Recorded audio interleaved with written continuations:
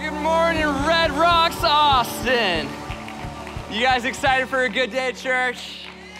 Real quick, everyone take a deep breath in and exhale. That is what I want today to feel like. That is what I want this sermon to be for you. I have this sense that there are a lot of people in this room and watching online who are carrying a whole lot of stuff right now and just need a chance to exhale and be reminded that the creator of the universe loves you, has a plan and a purpose for your life, and is here to meet with you and talk to you. As we open God's word today, I want you to remember that, because this is week 3 of Right Side Up, a series we've been excited about for a year now. Because here's the thing, for my entire life, I have heard and have been guilty of preaching that Jesus came to flip things upside down. If you want to be first, be last. If you want to be great, serve. If you want to find your life, give it away. It sounds upside down, right? We realized a while back, though, that Jesus was actually just putting things back to the way they were before the fall. It's actually our world that's upside down. Jesus came to turn things right side up. So that's what we're talking about. And authenticity in a world that is full of performing, and humility in a world that's full of ego, and generosity in a stingy world, and unity in a divided world, and light in a dark world, and love in a hate-filled world. Like, we could go on and on in this sermon series for 6 months. In fact, I wrote 3 sermons for today. I'm currently giving number 2 out of 3. I'm kidding. I wish I was at that point in my life. Had 20 pages of notes. Then I was talking to Doug and E, and I said, here's what I'm really trying to say. That Jesus brought simplicity to a complex world. And they said, yeah, why don't you just say that? So I threw out my 20 pages of notes, and that's all I got for us. I want to preach a very simple message today, but a message that has been working on me for quite some time now. We're going to call it Simplicity in a Complex World. Anybody have any complicated situations going on in their life? Anybody have anything that's making life complex? That's all of us, right? Because we're all human beings. I just believe that Jesus has an invitation into simplicity for us today. So we're going to get into it. Father, we love you so much. We thank you for this space. We thank you for your grace. Would you be here with us now? Teach us how to turn the world right side up. In Jesus' name, and everyone said, amen. You guys take a seat. Thank you all for being here today and joining us for week 3. I need to start with a confession. Is that okay? Safe space? Turn the cameras off. I'm kidding. Here's my confession. I love books. And in 2022, that makes me a nerd. And you know what? I'm okay with it. I love them. Fiction books, memoirs. I'll read systematic theology. I don't care. Just give me a book and I'm happy. Here's how you know my love for books is at another level. I even love the dedications in books. Am I preaching to anyone right now? Like, I'm the weird guy at Barnes & Noble, like going through the books, looking at the dedications and putting them back up on the shelves. To me, if you can get a good dedication, I'm in. I'm hooked. So I thought, well, why don't we have some fun? I want to share a few of my favorite dedications. The first one, Colin Jost wrote a memoir a couple of years back, and his dedication was this: to my mom and dad and my brother Casey, you're like family to me. It was 6 a.m. I was flying to Utah last summer, and I got the Audible version of that book. I was like, oh, I'll give it a shot. And that's the first thing I heard was his voice saying that, and I thought, okay, Colin, I'm in.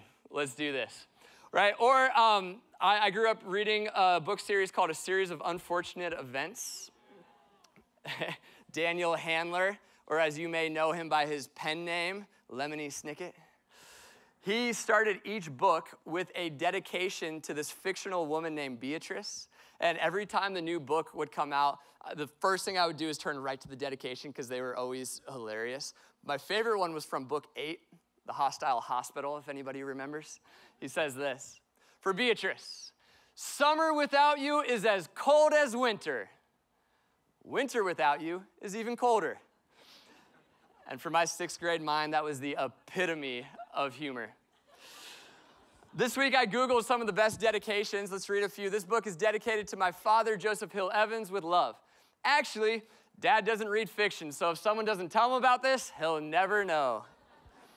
That's a part of a 5-book series, and each dedication gets better. It's like, still love my dad, hasn't said anything about the dedication yet. Or this one, this was a math teacher, finished his textbook. To my wife and my children, without whom this book would have been completed 2 years earlier. Or how about this one? For everyone with a red line under their name in Microsoft Word, when your last name is Wekenman, and you grow up trying to learn how to spell, and then every time Microsoft Word's telling you you're making a mistake. My. Dedications are amazing, but in my opinion, all of these dedications are competing for second place. One book dedication stands out above all the rest. It is C.S. Lewis's dedication in the beginning of The Lion, the Witch, and the Wardrobe. So C.S. Lewis was this brilliant 20th century thinker, theologian, philosopher, apologist, professor. Doug quoted him last week. We quote him most weeks because he was so good with words, and he took complex ideas and made a way for them for us to understand them in simple ways. But in the height of his success, quote unquote success, he stopped and he wrote 7 books, children's books, that we call the Chronicles of Narnia. Amazing. They're fun, they're full of adventure, but there's something so much deeper being communicated underneath. And it begs the question, why would somebody at the height of like the intellectual ascent stop and write 7 children's books? Well, I believe he hid the answer to that question in his dedication to the very first one, The Lion, the Witch, and the Wardrobe. I need to pause for a second for the Narnia fans out there, because The Magician's Nephew, chronologically speaking, is actually the first book. However, Lion, the Witch, and the Wardrobe was the first one that he wrote, and so my statement holds water. I just didn't want some of you to like lose me for the rest of the sermon. So C.S. Lewis, or Clive Staples Lewis, I love that name. I also feel like when he finished his first book and it said Clive Staples Lewis on it, like his friends pulled him aside like, hey, Clive, we love you. Great book. Maybe we go with like C.S. Lewis though, you know? So C.S. Lewis writes this dedication at the beginning of The Lion, the Witch, and the Wardrobe, and it says this: My dear Lucy. Lucy was his goddaughter. And if you know the Narnia stories, Lucy is one of the main characters. So already we know that he wrote Lucy into the story. Says this: I wrote this story for you, but when I began it, I had not realized that girls grow quicker than books. As a result, you are already too old for fairy tales. And by the time it is printed and bound, you will be older still. My entire sermon can be summed up by this next sentence. But someday, you will be old enough to start reading fairy tales again. You can then take it down from the upper shelf, dust it, and tell me what you think of it. I shall probably be too deaf to hear and too old to understand a word you say, but I shall still be your affectionate godfather, C.S. Lewis. So good. The best. What is C.S. Lewis saying here? I think C.S. Lewis is saying, hey, life is really simple until it's not. Life is really simple until the phone call comes in, until the breakup happens, until the betrayal happens. Life is really simple until you get laid off. Life is really simple until you get betrayed. Life is really simple until the doctor calls with bad news. Like at some point in life, the simple life that we're living becomes very complicated. And we could all pass the mic around right now and tell stories about the day that we realized that. For some of you, way too young, realizing that life is actually really complicated. And when life gets complicated, we have to get smart. And when we get smart, we become too smart for fairy tales, become too smart for kids' books. And I think what C.S. Lewis is keying into is the same thing that Jesus keyed into 2,000 years ago.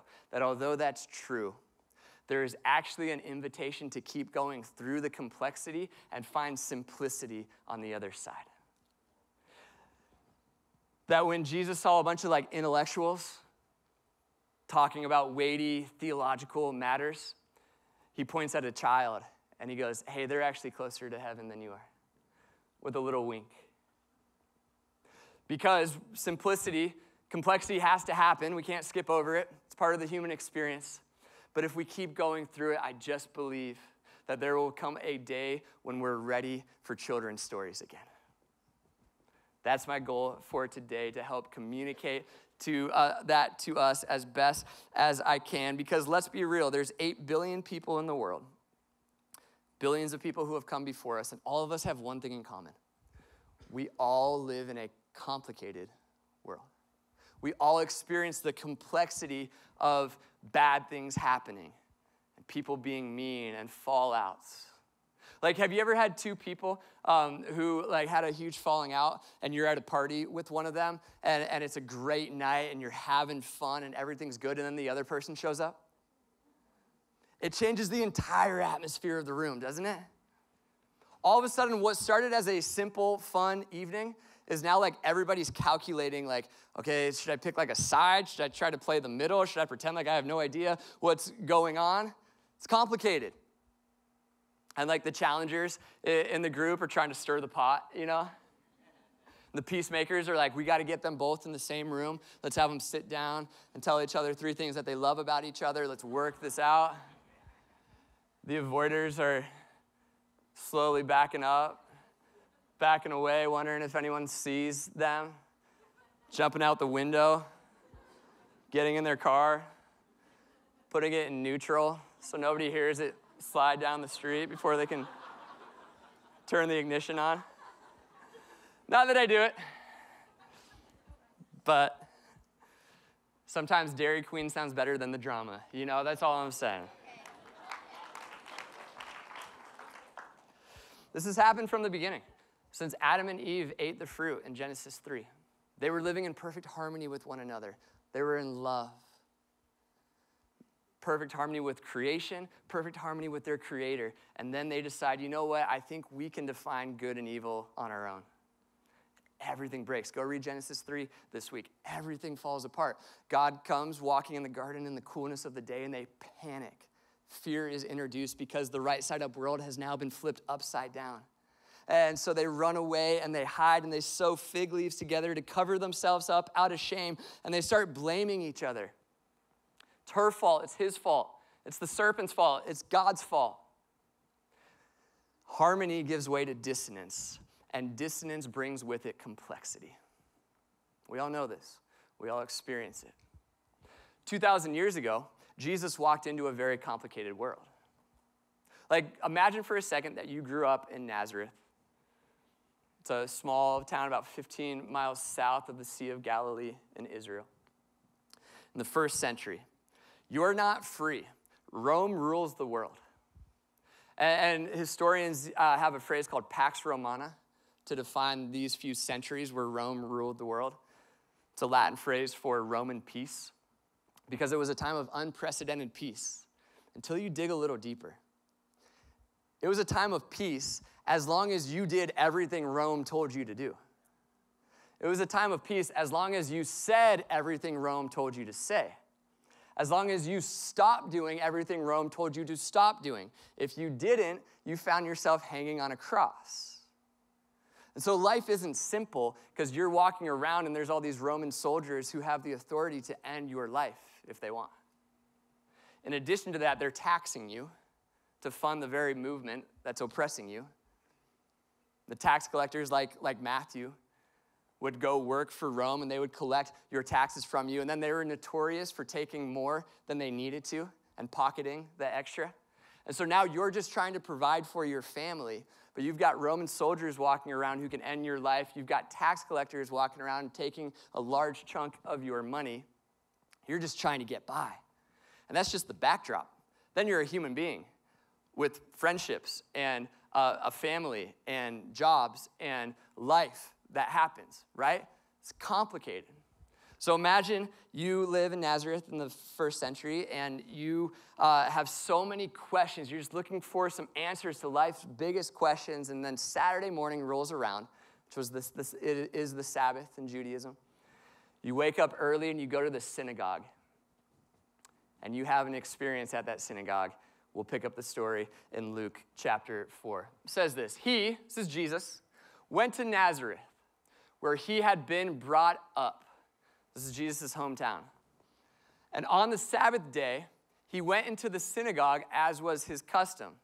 So you see Jesus, but to you, you're like, oh, it's just like the carpenter. I should ask him if he can make me another table. The last one was perfect. You know? Such a cheesy joke. So Jesus heads into the synagogue, and he stands up to read. And the scroll of the prophet Isaiah was handed to him. Pause.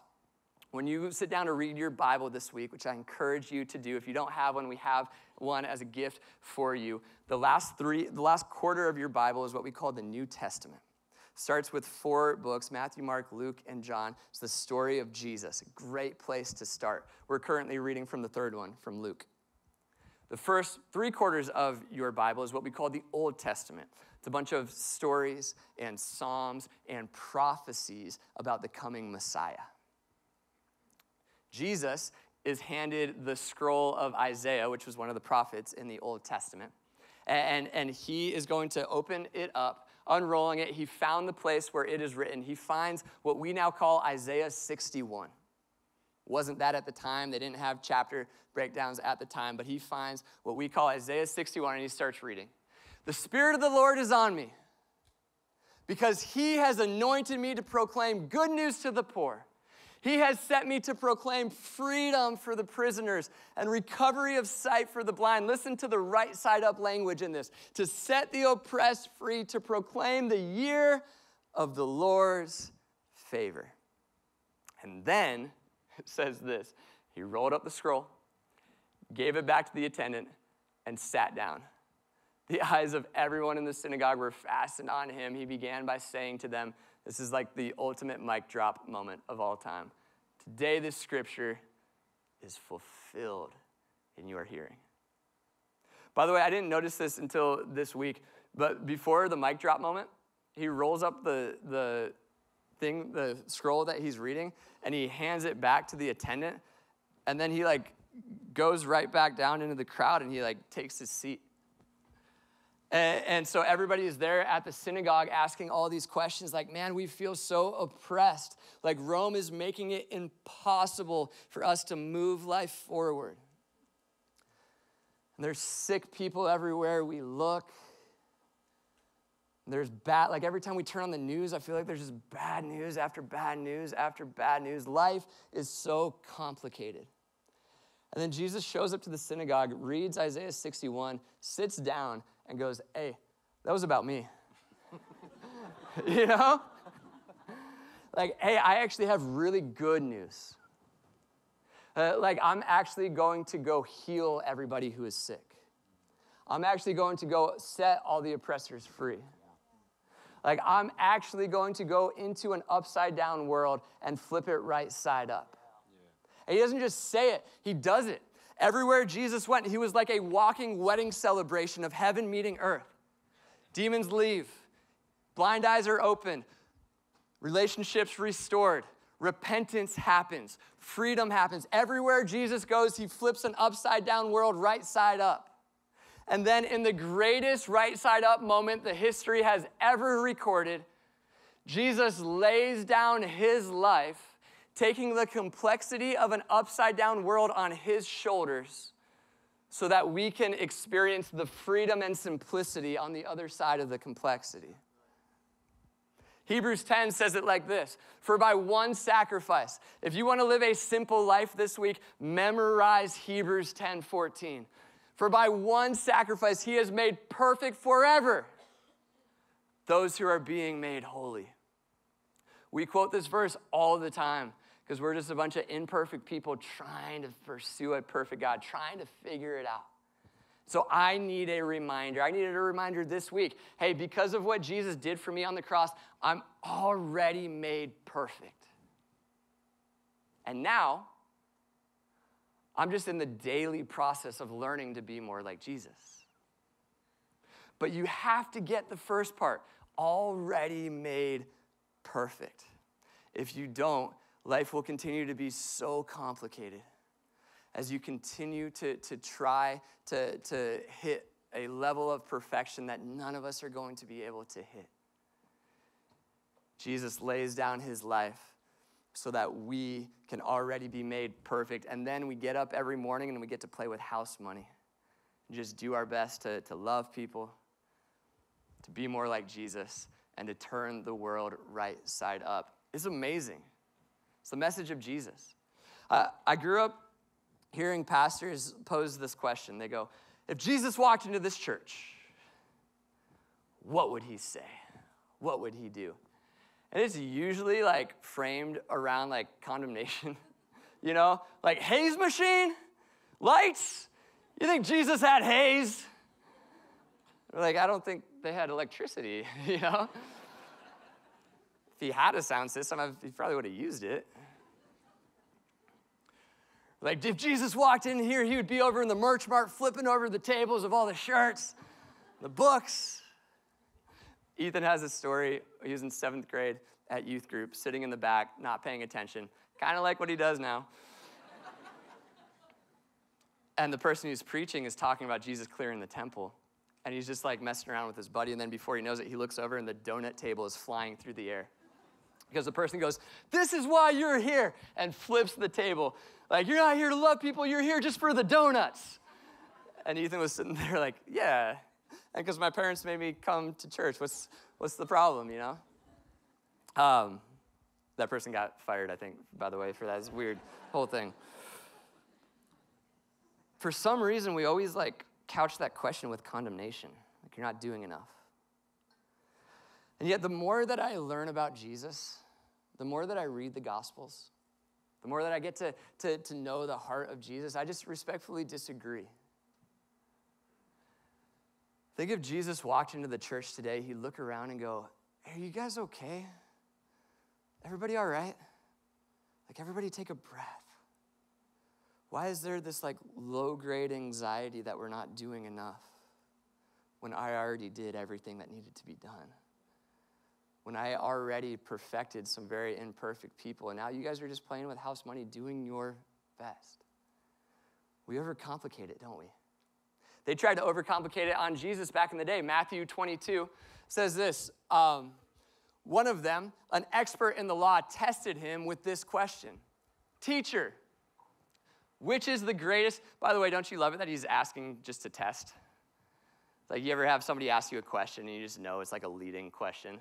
Like, I kind of feel like you just want to tell me your opinion, so we can just skip this whole step and you can just. Teacher, which is the greatest commandment in the law? I love Jesus.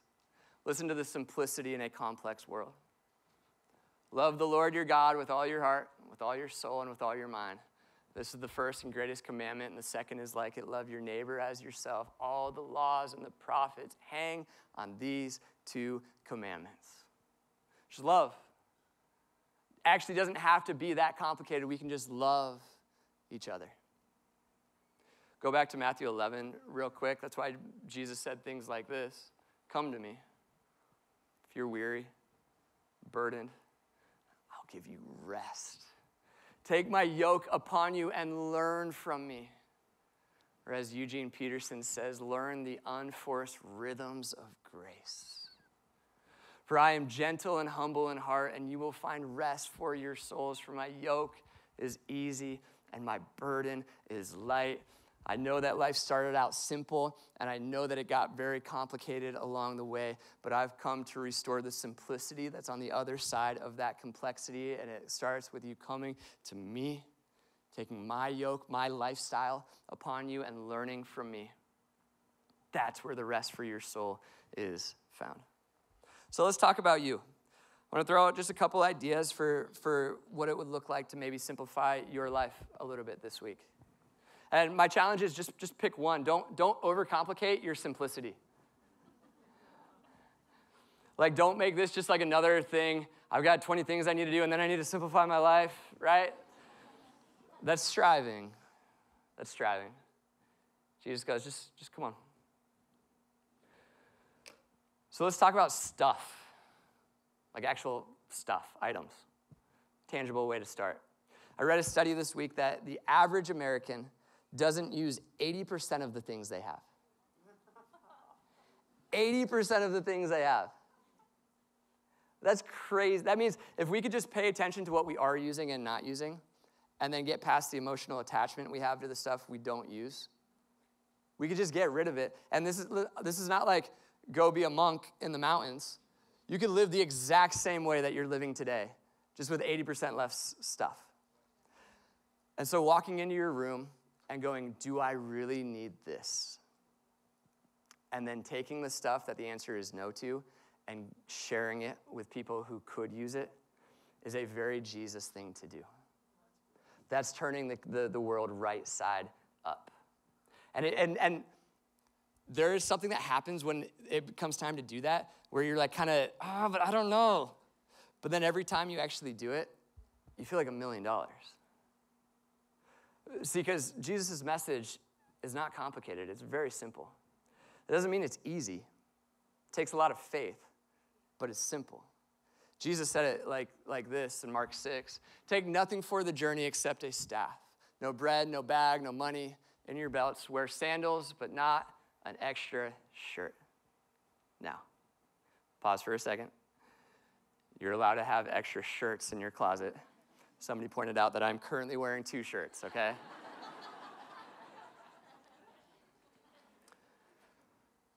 We don't have to take Jesus literally in this verse, but my goodness, let's at least take him figuratively. It's kind of like the rich young ruler story. You know that one where the zealous young guy who is like so about making his way in this world and posts all about like how early he's up and like uses the word hustle in every other line and has like a tattoo of Gary Vee on his back or whatever, you know. Jesus walks up to him and gives him this sweet invitation to just go sell all of that and come follow him. And he can't do it. And we read that and we panic. We go, wait, does that mean like I have to sell everything?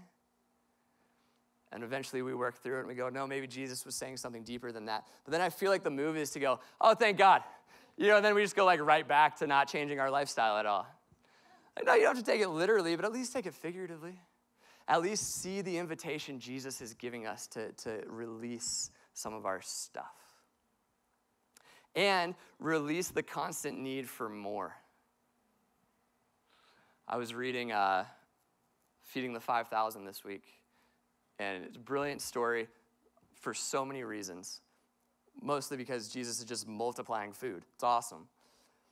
But somewhere further down, I realized this week there's another miracle going on. 5,000 people and they're all hungry. Have you ever been around a hungry crowd before? Hangry, I think, is probably the better word. And yet all of them just seem to be like sharing. Realizing that we have more than enough. Jesus is here. And so there's plenty for everybody. And so I'm not going to cut in line. I'm not going to steal food. I'm not going to stuff my pockets. Like, let's all just sit down and have a meal together. Because when we get past the upside down kingdom says, hoard everything you have. The right side up reality of the kingdom of heaven is an invitation to open our hands and share and realize that there's actually more than enough. First year of Red Rocks, somebody came up to me after service. I just said, hey, if you need anything from the basket in the back, please feel free to take whatever you need. That's the family pot. And somebody sat down with me, and they were asking in a very humble way. They were just struggling with that mentality. They go, I'm just asking questions. And so we have this great conversation, and at some point, the line was, I feel like, it was humble, it was love, it was just trying to figure it out. He goes, I feel like we're enabling people with handouts. And at some level, in the upside down world, Like, that's probably happened. Probably some truth to that. And yet, in the right side up reality of the kingdom of heaven, we're actually empowering people by investing into their lives. Saying, you belong here. You have a seat at this table. You may have fallen on hard times, but this is not the end of your story. Let's get you back up on your feet. Let's get you surrounded by people who are super passionate about building resumes and crushing job interviews. And let's start speaking some purpose into your life, because I just believe, hold. I just believe that 3 years from now, somebody else is going to walk through these doors down on their luck. And it's going to be you who's ready to go, hey, I got this one. I know how it feels to be in your shoes. Come with me. Let's go get some lunch. Let's go figure this out. And applause.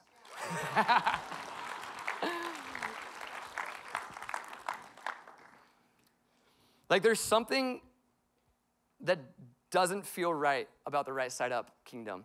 And yet there's a deeper part of us that just knows, like, this is the way it was always supposed to be. Your schedule. Can I let some people off the hook? You can't be in more than one place at once. You just can't. I know we live in a world that demands it. I know that people like to try to make you feel bad if you can't. But it's just not possible. Jesus said it like this. Just let your yes mean yes and your no mean no. And if you've already said yes to one thing tonight, don't say yes to another thing. And let's give each other grace for that, because we can't do it all. And when we try to be present at everything, we end up not being present at all at anything, because we're just thinking about the next thing that we need to get out to. There's simplicity on the other side of our schedules. And if we would this week let ourselves off the hook, I think we could find it. Simplify your schedule. We've got three great, amazing partners in the lobby Ethan's going to tell you more about, who are doing amazing things in this city, helping kids, mentoring kids, teaching kids how to read.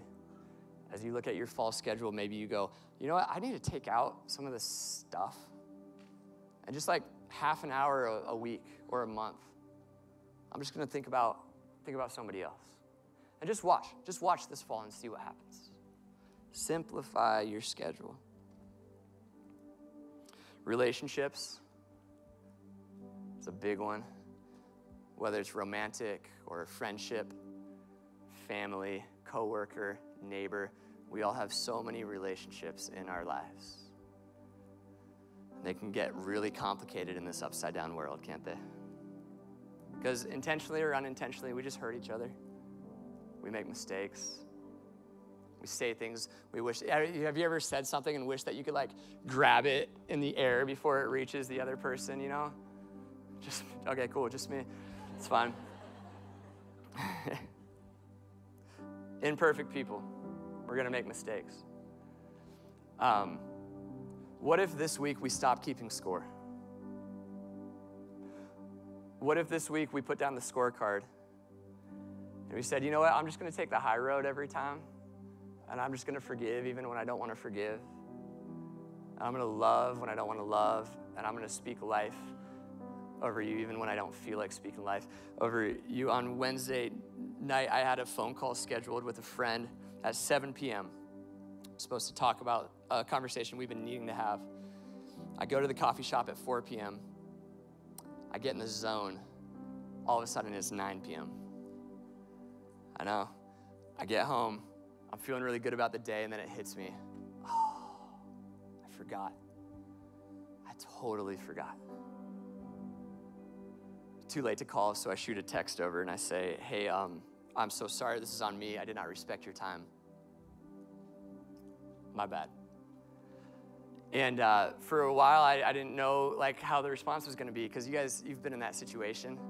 You know, like sometimes it can be like a passive-aggressive thing, or it can be a joke with a lot of like, you know, mixed in. Sometimes it can just be anger. Sometimes it can be like, that's fine, but you know, like they're keeping score at some level, like this is gonna come back later and something.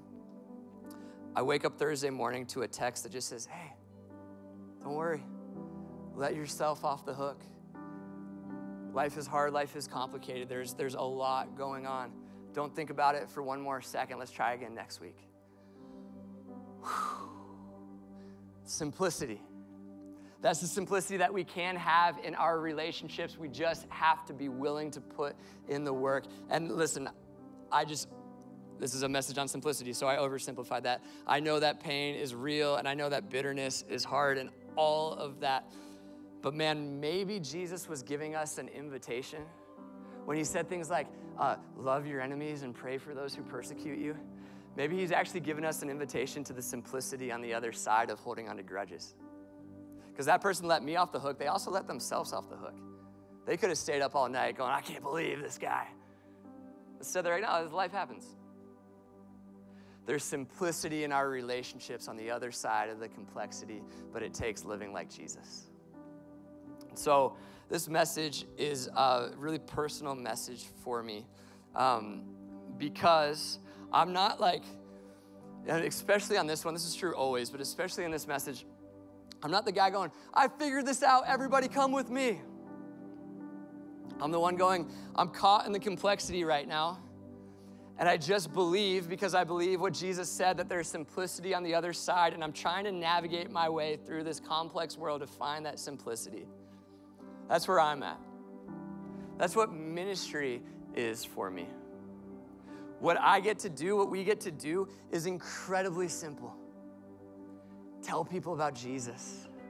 Make heaven more crowded. Figure out ways to be a light in this world and in this community. It's so simple.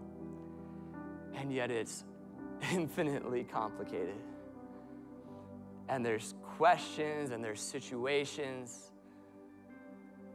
And there's like every time there's a move of the Spirit, there's structure that needs to be put in place. And structure is a good thing. It allows the Spirit to continue to move. But then sometimes that structure can take over and you can lose the Spirit in the process. And so 4 months ago, I was having one of those days after a series of emails where I was just so caught up in the complexity of all of it. I went to the coffee shop. It's a theme in my life. And I'm sitting there thinking about this series right side up. And a thought pops into my head.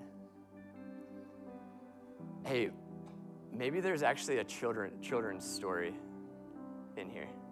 Like, maybe what C.S. Lewis was telling Lucy all those years ago, that you're going to grow up and get smart and be too old for children's books, but then one day you're going to get to a point where you're ready for them again. Maybe God's inviting me into that process right now.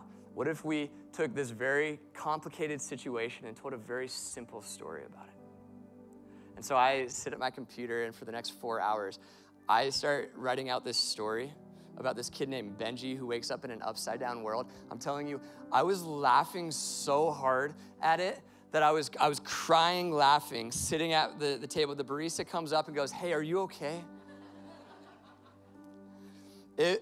Because there was something like being set free in me as I was writing it. It's so silly and it's so simple, and yet it's sacred. It's this sacred reminder that there's actually simplicity on the other side of the complexity. And so I thought, you know what, the best way to end this sermon would be to read this story together. Because here's the thing, this story is dedicated to every kid at Red Rocks Kids in the hopes that it'll make them laugh, but it'll also remind them that their job is very simple, just turn things right side up in this world. But it's also dedicated to everybody in this room. All of us like me who are too smart for children's stories.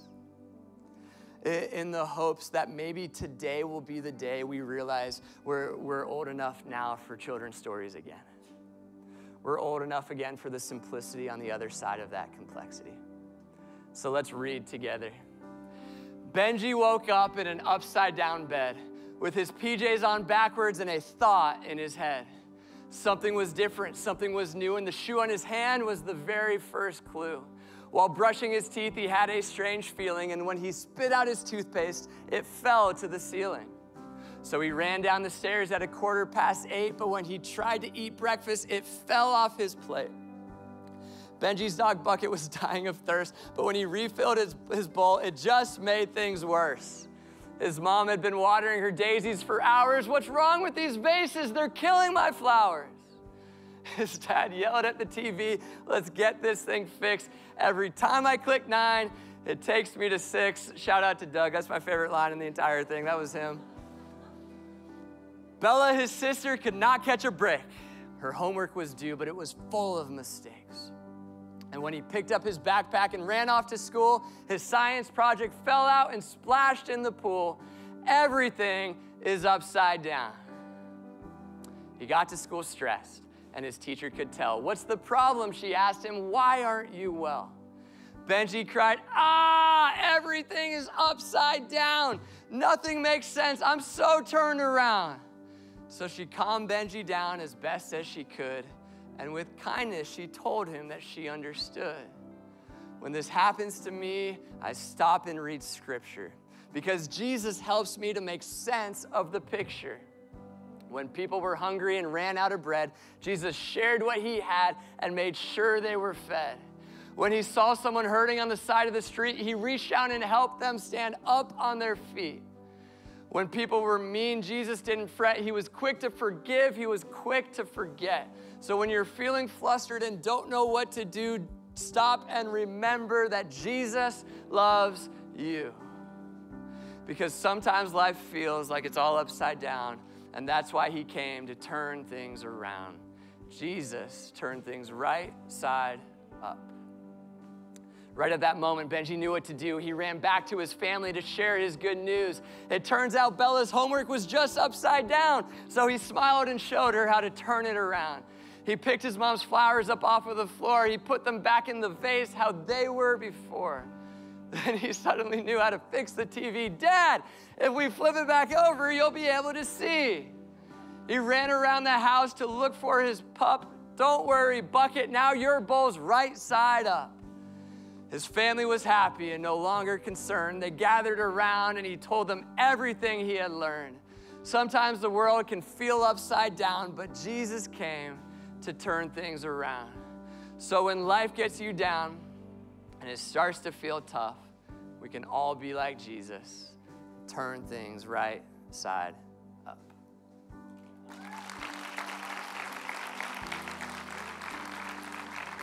That's what we're here to do. It's simple. Doesn't mean it's easy, it takes faith, but it's simple. So let's turn this world right side up. Would you guys stand with me? Father, we love you so much. We thank you for this right side up reality of the kingdom of heaven. We pray in the name of Jesus that you would teach us how to live in it more this week. Would we find the simplicity on the other side of complexity? And would we be like Benji and Jesus and turn this world right side up?